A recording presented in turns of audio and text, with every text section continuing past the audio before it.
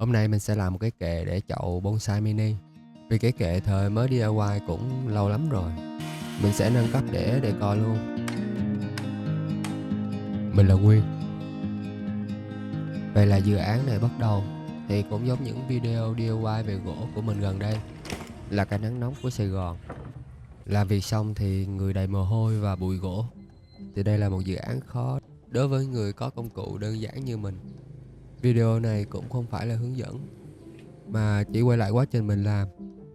Khi bắt đầu thì mình biết vấn đề nghiêm trọng nhất là những tấm ván ghép này bị cong khá nặng, nên không thể làm theo kích thước của bản vẽ, mà sẽ theo kích thước thực tế từng chi tiết.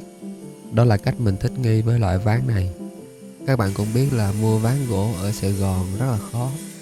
Ván ghép bán phổ biến nên dễ mua và chi phí cũng vừa phải, cũng dễ làm.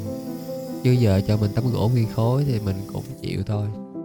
Mình muốn update độ khó qua từng dự án. Thực chất ra thì mình muốn nâng cao cái kỹ năng của mình. Sản phẩm làm ra không đẹp hay hư hỏng thì coi như là bài học kinh nghiệm cho những dự án sau. Quay lại với cái kệ này, mình bắt đầu bằng việc cắt tấm ván ghép dày 18 ly, cắt 4 cạnh viền của cái kệ. Tiếp tục cắt những thanh ngang bên trong dày 12 ly.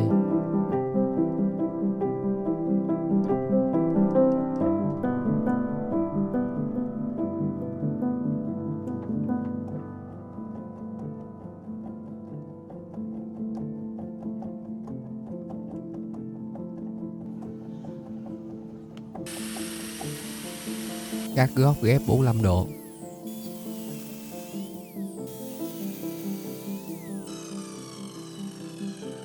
Đến công đoạn phây rãnh cho những thanh bên trong.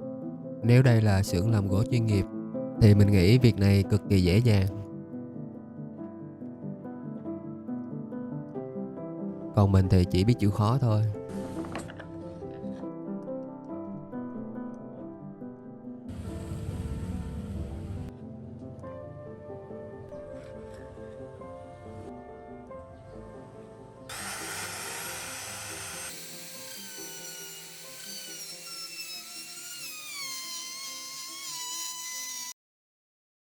Mà thì chứ tí nữa là cút rồi. Hay là không bị thương mọi người à? Wow, ớn lạnh luôn. Chỗ phay này thì bị hư rồi. Không sao, sửa lại được, chứ bị thương là mệt à. Mình nghĩ cái cử nó chắc chắn ngon lành rồi. Chủ quan, giờ còn đang tay run. Xử lý chỗ này cũng dễ. Rãnh này 12mm giờ thành rãnh 18mm. Còn rãnh 18mm kế bên thì giờ đổi thành 12mm. Kẹp giữ kỹ lại.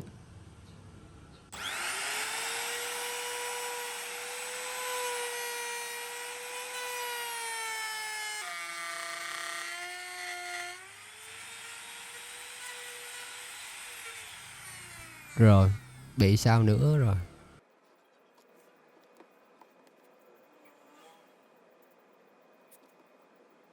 Nãy tung mạnh quá giờ lỏng cái bạc đạn.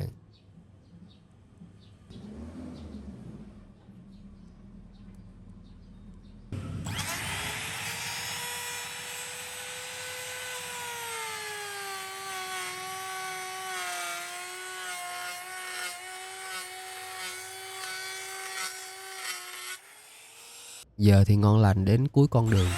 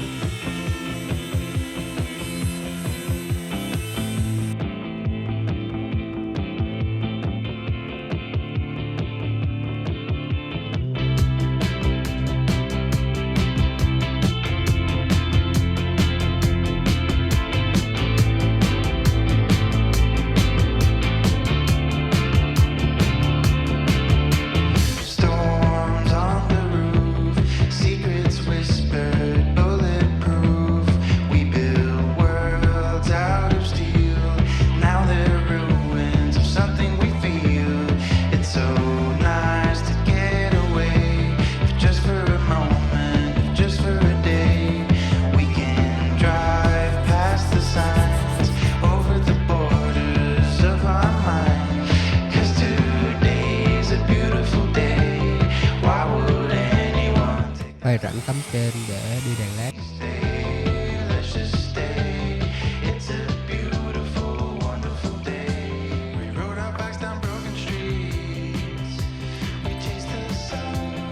Đây là chi tiết để treo kệ lên tường.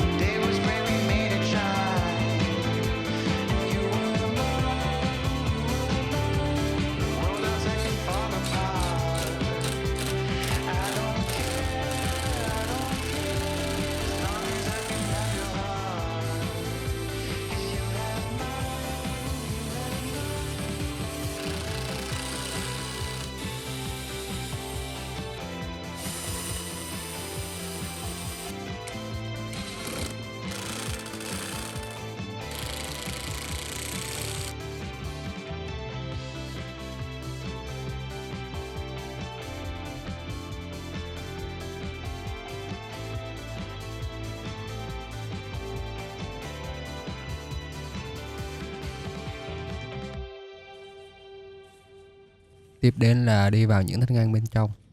Tới thanh nào thì đo các thanh đó.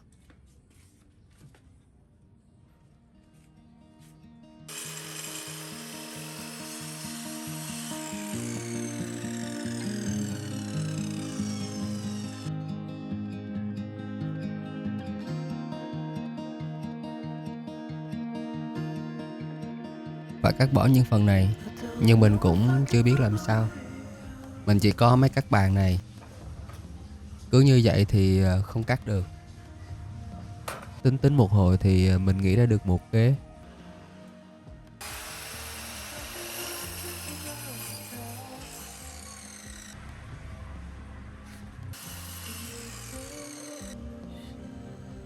Lưỡi cưa chỉ ăn được vậy thôi.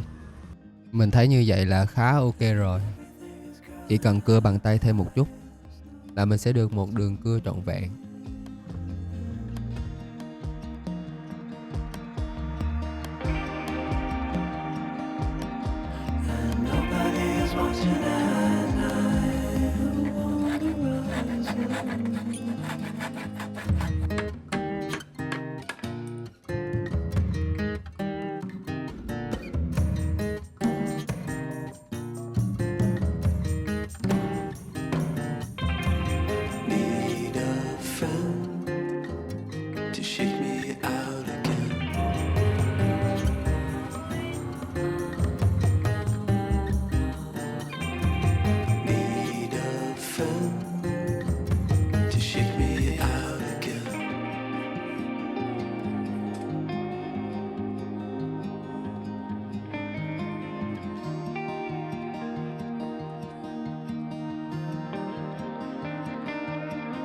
Don't know if I can find my way out.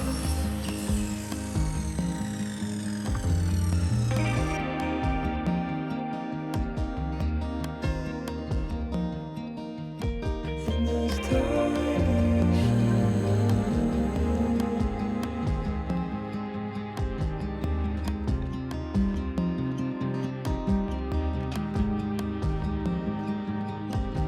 and everything is gone uptight. There's no way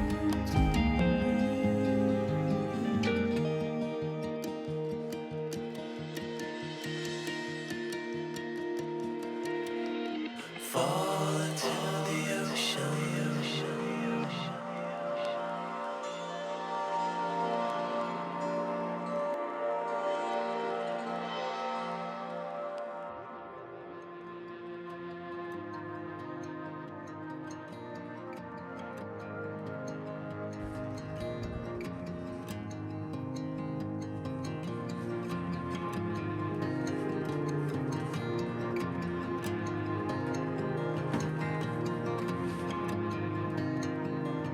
reaching out, I'm reaching in.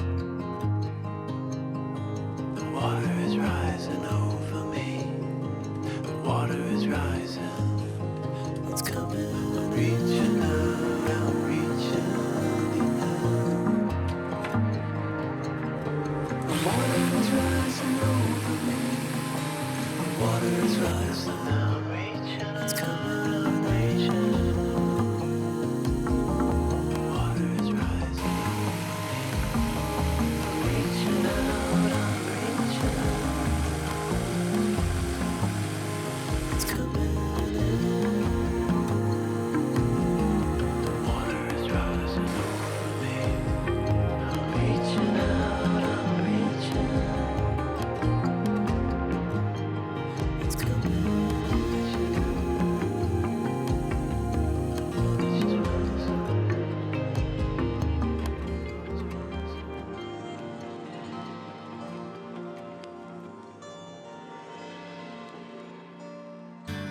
Spending the night in Dixon.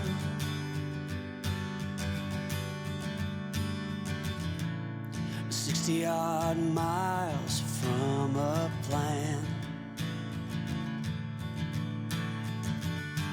Is it too late to learn to listen?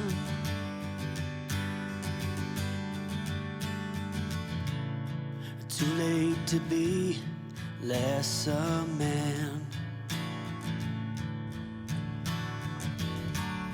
How many yesterdays are between us now?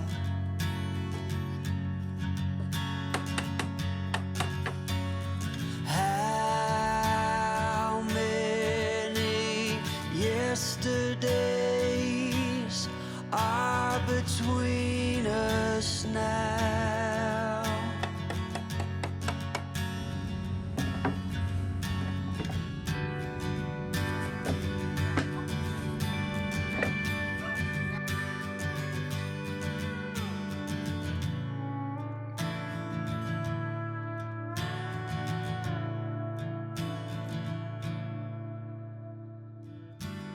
We carried it all.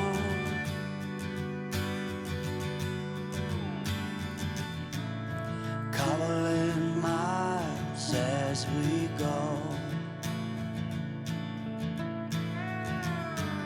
A line at a time, or a sad swan song, offering up purple prose.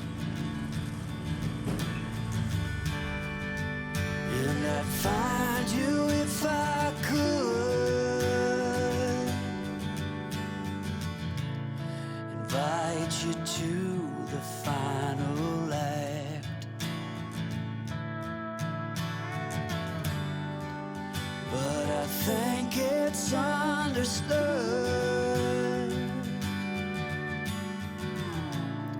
nothing good can come of that. How many yesterdays are between us now?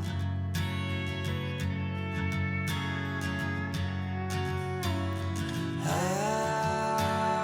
many yesterdays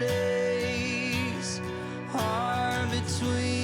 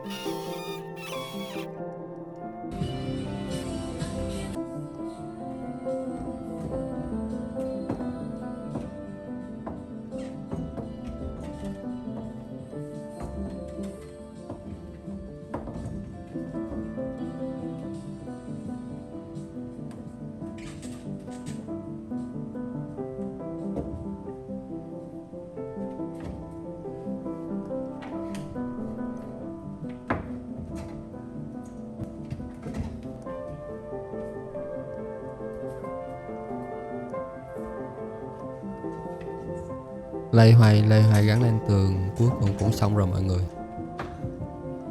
Mình đã mất nhiều thời gian để hoàn thành quá. Mình làm chiều thứ bảy và ngày chủ nhật, tổng là 12 ngày, là 1 tháng rưỡi. Nói chung nhìn thành phẩm mình làm ra thì cũng hài lòng. Các bạn nghĩ sao về cái kệ này, cũng như góp ý trong quá trình mình làm thì comment ở phần bình luận giúp mình nha. Và nếu thấy kênh mình cũng ok thì cho mình xin một đăng ký theo dõi kênh ha. Cảm ơn các bạn đã xem. Mình là Nguyên, gặp lại sau. Bye.